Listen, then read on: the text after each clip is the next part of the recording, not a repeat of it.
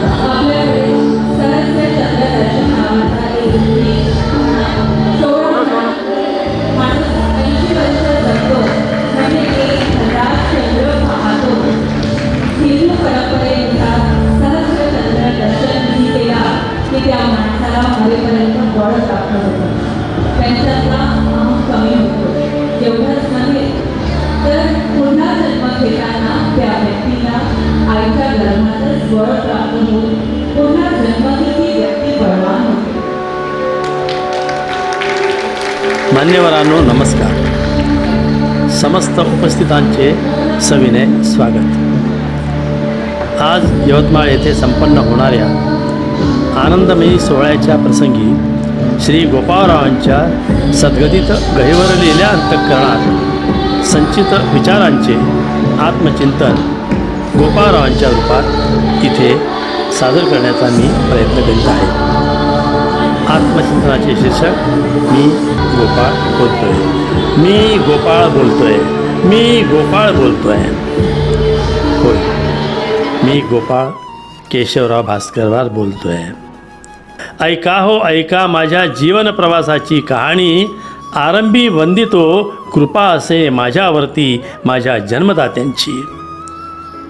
स्मृतिपटलावर उमटली माझ्या या क्षणी त्यांच्या संस्कार संस्कृतीची ही देणी. जगलो मी जीवनी माझ्या घेऊनी त्यांची ही प्रेमाची शिदोरी. होय, मी गोपाळ. आजच्याच दिवशी 1940 साली माझा जन्म झाला. माझे जन्मदाता माझे वडील श्री केशवराव भास्करवार, माझी जन्मदाती आई श्रीमती सरस्वतीबाई, माहेरची हरणाबाई. कठोर आणि अथक परिश्रमाच्या जोरावर मात करीत आमच्या परिवाराला समाजात मानाचे स्थान प्राप्त करून देणारे माझे वडील, आम्हा सर्वांचे अण्णा. हो, हे अत्यंत शिस्तप्रिय, प्रामाणिक, जिद्दी, कर्तृत्वशक्ती पणाला लावणारे, सकारात्मक विचाराचे धनी. आणि आमची आई, हो, आमची आई म्हणजे निर्मळ, प्रेमळ, साधी, भोळी, सदा देवभक्ती रसात गुंतलेली, शांत स्वभावी, प्राप्त परिस्थितीला जुळवून घेणारी, परिवार सुखासाठी सतत झटणारी, अण्णांच्या जीवन प्रवासात अत्यंत नम्रतेने साथ देणारी, अशा माझ्या पूजनीय आईवडील दाम्पत्यांच्या सानिध्यात, सहवासात, संस्कारात घडलेला मी गोपाळ. आणि माझी भावंड, थोरले बंधू श्री गोविंदराव आमचे दादा, श्री विष्णुपंत विष्णू आम्हा सर्वांचे बाबा, धाकटा भाऊ श्रीराम, ओळख त्यांची राम म्हणून. आमच्या 4 भावंडांची एकुलती एक सुशील स्वभावी आमची लाडकी बहीण सुशीला. आमच्या भावंडांच्या नावाचा योगही ईश्वरी नावांचा. गोविंद गोपाळ विष्णुराम, बहीण सुशीला. आमच्या परिवारात क्रमाक्रमाने जुळलेली गोविंदरावांची पत्नी दुर्गा, श्री विष्णुपंतांची सहचारिणी मालती, श्रीरामांची अर्धांगिनी सुरेखा, माझ्या बहिणीचे यजमान विश्वंभर उत्तरवार आणि मी गोपाळ, सर्वांचा भाऊ. माझ्या जीवन प्रवासात, सहवासात, पडछायेच्या रूपात माझ्या सुखाची सावली, माझ्या मुलाची माऊली, सौ छाया. सौ छाया. स्वतःचे आजार व दुःख विसरुणी परिवारात अत्यंत आनंदाने जगणारी तुम्हा सर्वांची छायाताई. असा हा आमचा भास्करवार परिवार, सुखी परिवार. सुखाच्या सरी ज्यांच्या दारी असा हा आमचा परिवार. पुढे तो विस्तारला, फुले उमलली, प्रकटली, बहरली आणि त्याचे भव्य रूप मला आज माझ्या डोळ्यासमोर दिसत आहे.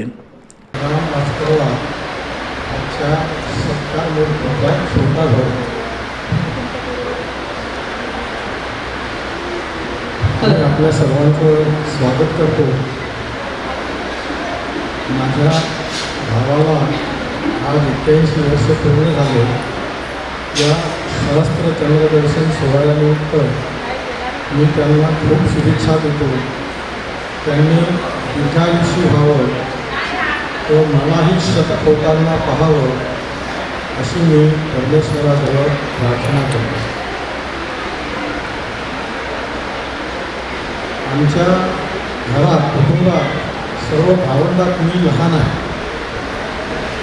आमचे गोपाळ भाऊ म्हणजे मोठातले आहे. एखाद्या साखळीत जशी मोठी कडी असते आणि तिला वरचाही भार सहन करावा लागतो आणि खालचाही सहन करावा लागतो आणि सहन करताना त्याच्यावर ताण येतो आणि ते सांभाळून सगळ्यांना ठेवतात. कधी तुटू देत नाही व सर्व एक ठेवतात. तशाच प्रकारचं आमच्या भावाने आमच्या कुटुंबात भूमिका निभावली. ही साखळी हे आमचं कुटुंब कुठेही खंडित न होऊ देता एक संघ ठेवलं त्याचं सगळं श्रेय भावलं जातं. आमच्या घरात जे काही प्रसंग व्हायचे, ज्या काही गोष्टी व्हायच्या त्यात मुख्य भूमिका भाऊची असायची. भाऊ ज्या प्रकारे आम्हाला मार्गदर्शन करेल त्या प्रकारे आम्ही सगळे लोक करीत होतो. बरेचदा असं वाटायला लागतं की त्यांनी ज्या गोष्टी सांगितल्या त्या जर आम्ही पाळल्या नसत्या तर आज काय झालं असतं. माझ्या स्वतःवरही प्रसंग असा आला की माझ्या मुलाच्या सोयीच्या वेळी मी भयंकर तुझ्या मनस्थितीत होतो. अशा वेळी काय निर्णय घ्यावा हे मला कळत नव्हतं, परंतु त्यांनी योग्य मार्गदर्शन केलं आणि माझ्या मुलाचा जरा जोडला. आज 10 वर्षानंतर असं वाटतंय की तो निर्णय जर घेतला नसता तर काय झालं असतं. अशा बऱ्याच अनेक घटना आहेत. आमच्या घरातले काही लहान असल्यामुळे माझं शिक्षणही त्यांच्याजवळ झालं. ते कामठीला असताना मी 7वा 8वा 9वा आणि नागपूरला असताना मॅट्रिक त्यांच्याजवळ झालं. त्यामुळे माझ्यावर त्यांच्या विचाराचा बराचसा प्रभाव आहे. आमच्या कुटुंबाची म्हणजे माझ्या वडिलांची परिस्थिती फार जेमतेम होती. अशावेळी त्यांनी स्वतः मेहनत करून कमी खर्चात स्वतःचं शिक्षण केले. त्यांनी पॉलिटेक्निक कॉलेज नागपूरवरून केले. त्यावेळी त्यांनी वैमानिकाची सुद्धा भूमिका केली, विमानही चालवले. सर्व ठीक आहे. त्यांच्या आशीर्वादाने आम्ही सर्व खुशाल आहोत आणि हा त्यांचा आशीर्वाद सतत कायम राहो अशी प्रार्थना करतो. त्यांना दीर्घायुषी व्हावं अशी परमेश्वराला प्रार्थना करतो व थांबतो. धन्यवाद. काकांचं मनोगत ऐकलं. मला असं वाटतं की शब्द जे होते त्याच्यापेक्षा अंतःकरणात खूप वेग होतं आणि बऱ्याच त्यांचे अनुभव राहणार आणि आपण ऐकत बसतो तर मला वाटतं दिवस हे अपुरा पडेल. पण आपण त्यांच्या एक्सप्रेशनवरून किंवा त्यांच्या मनाकडे बघून समजू शकतो की बरंच काही आहे. आणि याच्या पुढे मला सुरेखा काकूंकडून पण ऐकावं असं वाटेल की एक जस्ट एक भाऊ, त्यांना सगळे भाऊ म्हणतात, तर तुम्हाला त्यांना शुभेच्छा द्यायच्या. मला काही भाऊजीबद्दल जास्त बोलता येत नाही, पण भाऊजीचं इतकं जोरदार नॉलेज आहे की त्यांच्याकडून आपण थोडं देखील घेऊ शकत नाही. एका शब्दात मला वाटतं बरंच काही सांगून दिलं काकू. भाऊजी तुम्हाला वाढदिवसाच्या अनंत कोटी कोटी शुभेच्छा. असंच मार्गदर्शन मिळत राहावं. त्यांनी सांगितल्याबद्दल असंच भाऊजीचं मार्गदर्शन असू द्यावं. आणि मालू मावशी, माझी मावशी आणि यांची काकू, मिस्टरांची काकू, त्याच्यामुळे माझं नातं खूप आधीपासूनचं आहे. पण त्यांच्या नजरेतून बाबा, भाऊ. श्री गोपाळराव भास्करराव माझे भाऊजी किंवा माझे भाऊ, मी त्यांना भाऊच म्हणते आणि माझे भाऊच आहेत ते, कारण त्यांनी मला भावासारखंच प्रेम दिलेलं. जेव्हा माझे मिस्टर गेले तेव्हापासून त्यांनी जागोजागी प्रत्येक ठिकाणी मला खूप सहाय्यता केली. आज त्यांची वाढदिवस आहे, माझ्याकडून त्यांना खूप खूप शुभेच्छा. भाऊबद्दल मला खूप प्रेम वाटत राहते आणि ते सांगतात तसंच वागत असतं. मला त्या दोघांचंही खूप प्रेम मिळत राहतं. असंच मला त्यांचं माझ्या जीवनाच्या अंतपर्यंत मिळावं मला असं, कारण आम्ही बरोबरीचं एका 2 वर्षाचा चाललेला. बाकी त्यांना माझ्याकडून खूप शुभेच्छा. आणि तुम्ही सांगितल्याप्रमाणे ते संस्कार आम्हाला जे देतात ते कृतीतून देतात, शब्दातून नाही. आणि मला असं वाटतं की संस्काराची शिकवण आम्ही समोर घेऊ. आता एक नेमकं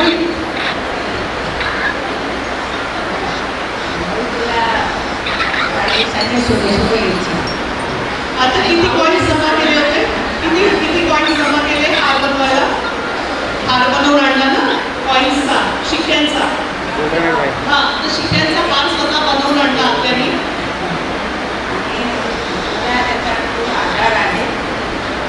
भाऊचा मला खूप आधार आहे. माझं प्रेम वगैरे देऊ शकतो आणि दोन्ही भाऊ माझे एकसारखेच आहे आणि त्याचप्रमाणे माझ्या भावड्या पण आहे. भावासारख्या भावड्या अगदी बरोबर आहे. या बहिणीसारख्या राहतात सगळ्या. आणि म्हणजे जाऊ आहे की नणंद काही नाही वाटत. छान बहिणीसारख्या राहतात आणि हे संस्कार आम्हाला दिल्याबद्दल धन्यवाद. ते काही खायला मिळत आहे. आता ट्रेन स्टेशनवर आवाज ऐकला असेल, एक चाय पकड पनीरवाला आवाज नाही येत आहे.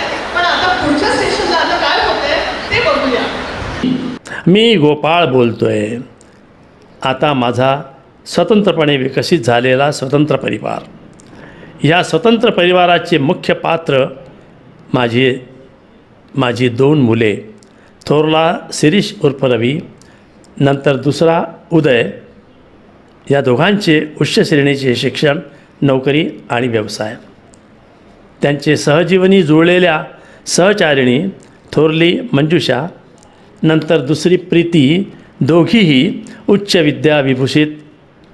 हे 4ही नावारूपास आलेले आमची नातवंड सुरभी, रिया, तन्वी, तान्या या 4 बहिणी उत्तम शैक्षणिक पात्रतेसाठी सज्ज असलेली अत्यंत उत्साहवर्धक बाब म्हणजे आमची मोठी आणि पहिली नात सुरभी.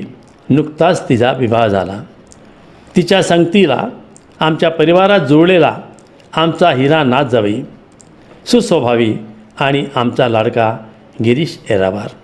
माझ्या नजरेसमोर असलेला सुखसमृद्धीयुक्त असा हा सुखी परिवार खऱ्या अर्थाने माझ्या जीवनयात्रेच्या उत्तरार्धात मी अत्यंत आनंदात आहे, तृप्त आहे, समाधानी आहे. तृप्त आहे मी माझ्या परिवाररूपी संसारी. तृप्त आहे मी माझ्या परिवाररूपी संसारी. सोबती आहे माझ्या छायारूपी अर्धांगिनी. सुखानंदाचा सुगंध दरवळे सदा अमुच्या दारी. एकमेका सहाय्य करीतो आम्ही सुखदुःखाप्रसंगी.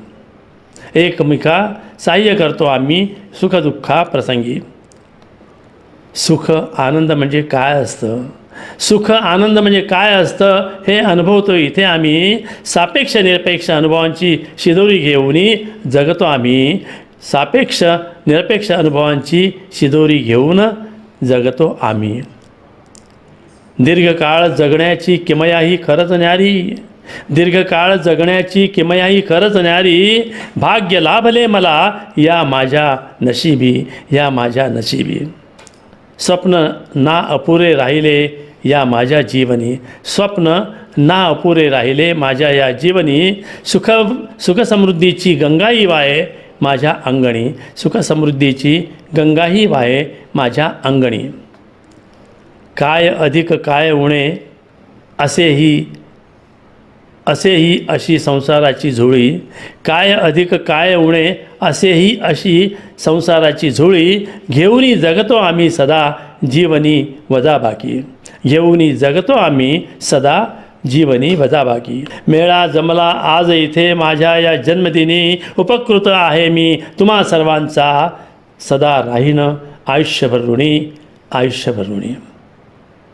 बाबा मला वाटायचे त्यावेळेला आणि अजूनही वाटतात ऑलराऊंडर आहेत. मागच्या दशकात एकदा मी बसून होतो आणि माझ्या लहानपणीच्या आठवणी माझ्या बाबांबद्दलच्या त्याला मी एका कवितेचं रूप दिलेलं आहे. कवितेचं नाव ठेवलेलं आहे मी माझे बाबा. चालत चालत पडलो जर मी, धावून येतात माझे बाबा. कपडे झटकतात, थापे लावतात, केसांमधून हात फिरवितात माझे बाबा. मांडीवर घेतात, कडेवर नेतात, ढगे दाखवतात, मन वळवतात माझे बाबा.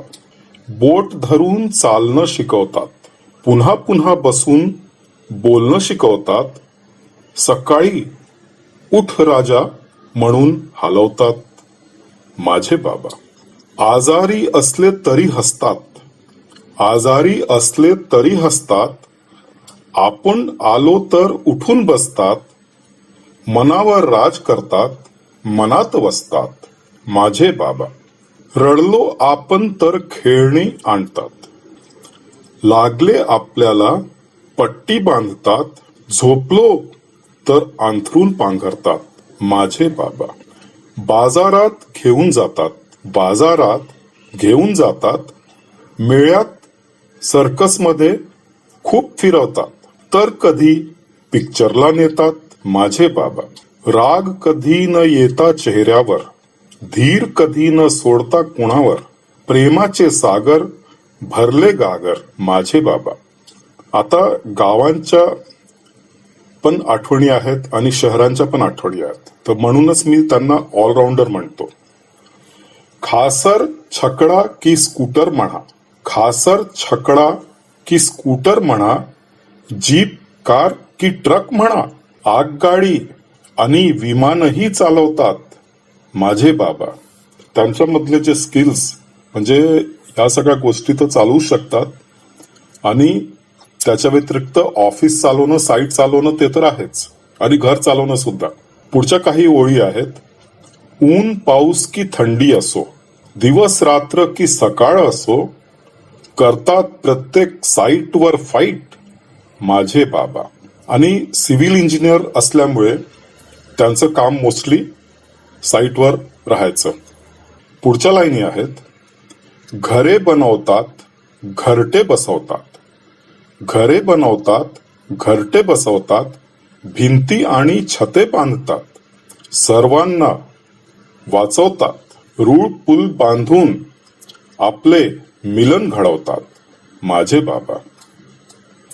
सर्व जाणतात, सर्व लोक म्हणतात, ऑलराऊंडर आहेत माझे बाबा.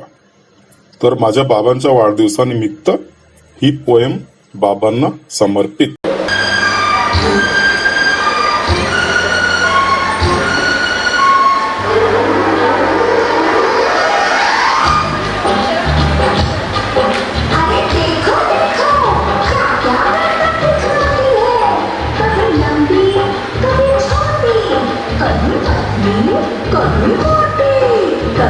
कभी छोटी कभी पतली कभी मोटी.